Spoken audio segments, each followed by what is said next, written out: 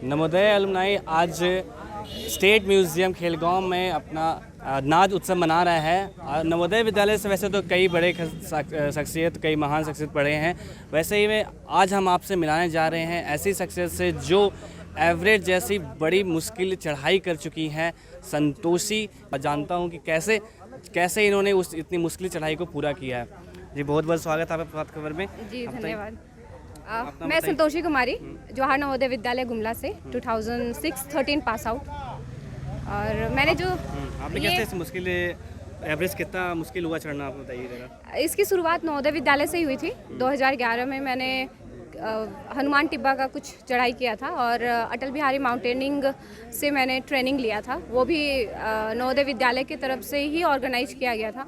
तो कहीं ना कहीं इसका बीजारोपण नवोदय विद्यालय से ही हुआ और वो करेज, वो स्ट्रेंथ, वो फ्लेक्सिबिलिटी भी नवोदय का ही देन है। तो ओवरऑल कहे तो नवोदय से ही इसका प्रस्फुटन हो रहा था कहीं ना कहीं, और आगे तक जाने का ख्वाहिश है।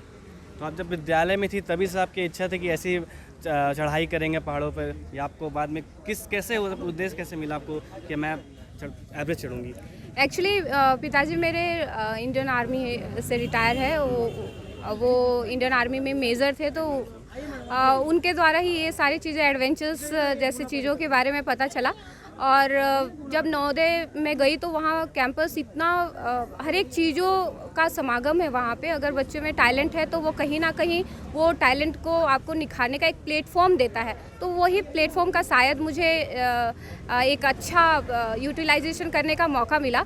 और नवोदय की तरफ से ही मेरा सिलेक्शन माउंटेनिंग के लिए सबसे पहले हुआ था।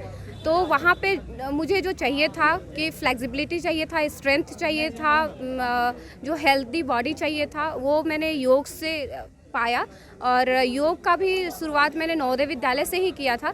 तो कहीं ना कहीं जो नवोदय है वो मेरे लिए एक प्लेटफॉर्म बना के सामने लेके आया। और मैं जब वहाँ चढ़ाई की तो जो मैंने योग प्रैक्टिस किया था, चूँकि मैं योग की प्राध्यापिका भी हूँ, तो मुझे योग से मतलब चढ़ने के लिए जो भी इक्विपमेंट्स चाहिए थे तो वो मुझे योग के थ्रू मिला।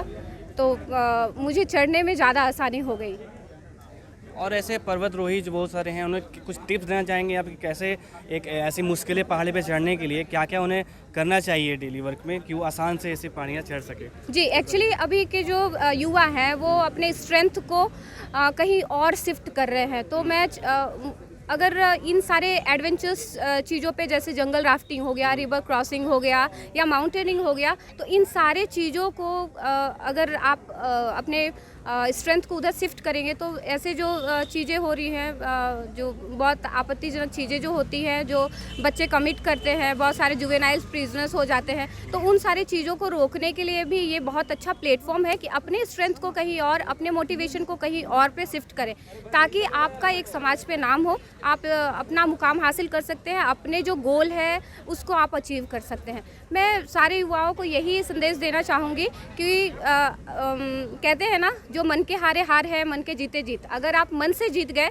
तो आप, अगर ऐसे बहुत सारे अरुणिमा जी हैं, उनका एक पैर नहीं है लेकिन भी उनके अंदर वो करेज था कुछ कर गुजरने का, तो कर लिया। अगर लोग बहुत सारे बहाने बनाते हैं तो वो बहाना आपके फ्यूचर को डिवोट नहीं करता है। तो कहीं ना कहीं पहले मन से जीतना पड़ेगा।